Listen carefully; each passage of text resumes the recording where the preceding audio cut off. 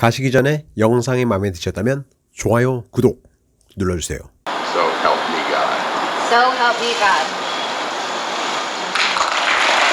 안녕하세요. 영어 뉴스 앵커 김세영입니다. 오늘은 주요 외신 소식과 함께 영어 발음 공부를 해보겠습니다. 여러분, 리스닝과 발음은 따로따로가 아닙니다. 발음이 되면 내가 그 소리를 내 몸의 근육으로 표현해낼 수 있기 때문에 저절로 리스닝이 됩니다. 이 L 발음에 대해서 핵심만 알려드리면 L로 하시면 안 됩니다. 그렇게 하시면 헬프가 돼요. 비슷한 발음은 헬 그리고 벨이 있는데요. 벨, 헬, 벨, 헬. 네.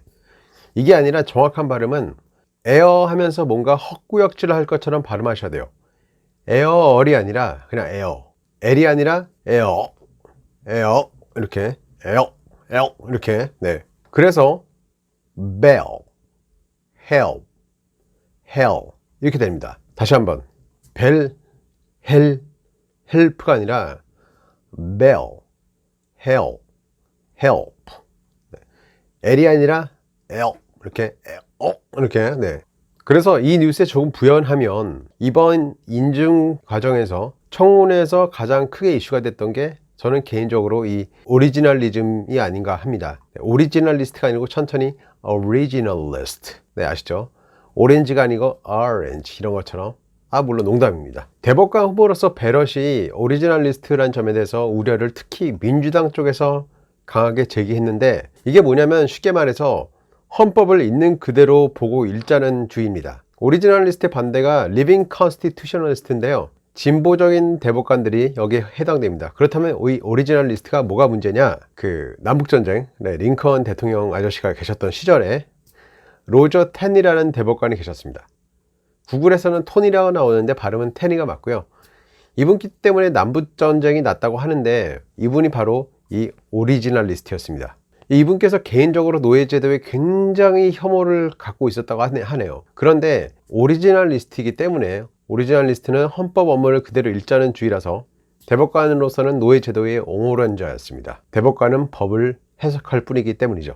사실 그래서 베럿 대법관은 흑인 아이 2명을 입양하기도 했고 사생활에서는 진보적인 여성의 모습을 보였음에도 대법관으로서는 보수적인 판단을 할 수밖에 없다는 우려였습니다.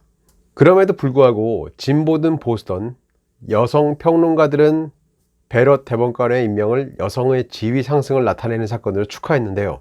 제가 말씀드렸죠. 이번 미국 대선 민주당 부통령 후보인 카멜라 해리스는 주 검사 시절 흑인을 짓밟고 저 자리까지 올라갔는데 이제 흑인 여성들의 영웅이 된 것처럼, 일단 성공하면 나름을 위해서 산 것처럼 자동 포장되는 것은 미국이나 우리나라나 똑같은가 봅니다. 넌 누구냐? 어서와 이런 것 좀 안 하면 안 될까요? 어서와 한국은 처음이지 말고 오지마 우리도 살기 힘들어는 어떨까요? 왜 이런 평범한 인간들은 한국에 오면 프리미엄이 확 붙는지 모르겠습니다. 미국에는 Come to America. This is your first time here. Right? 뭐 이런 게 있나요?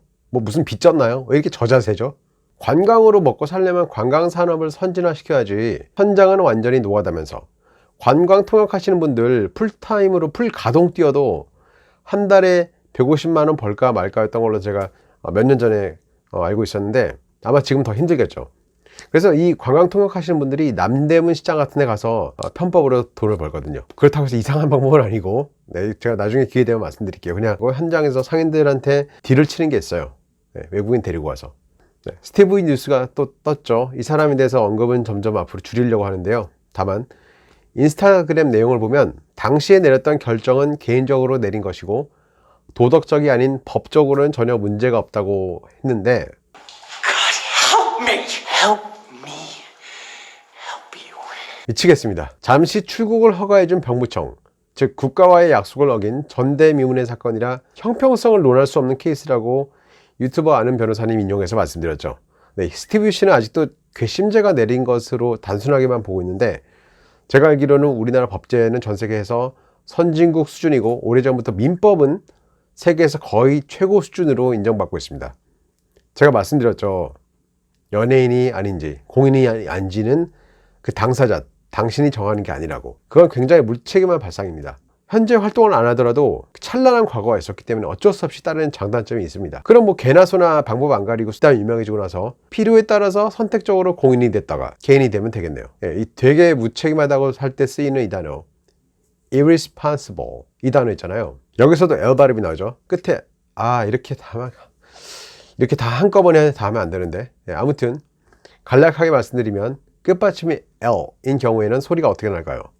불이 아니고 보처럼 입이 움직여야 합니다. L이 아니고 L 이거기 때문에 이 L 발음을 정확하게 하고 근육이 정확히 소리를 낸다면 그렇게 될 수밖에 없습니다. irresponsible 이렇게 됩니다. irresponsible이 아니라 irresponsible.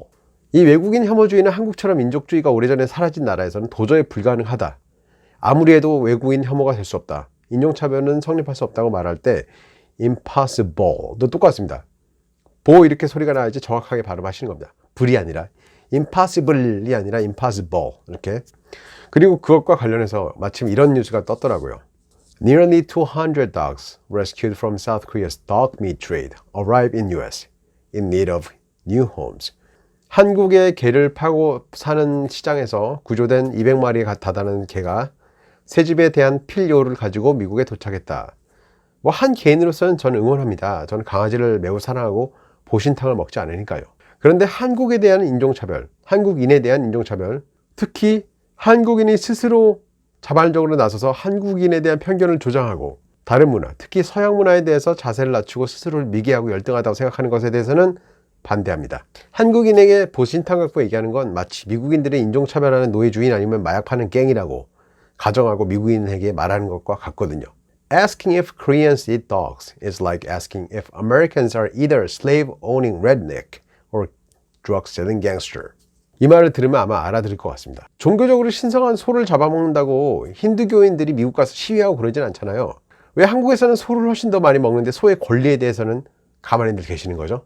오늘 다뤘던 L 발음, 베럿 대법관 임명, 어서와 한국은 처음이지 스티브 개고기 반대 운동에 대해서 여러분 생각을 댓글로 알려주세요.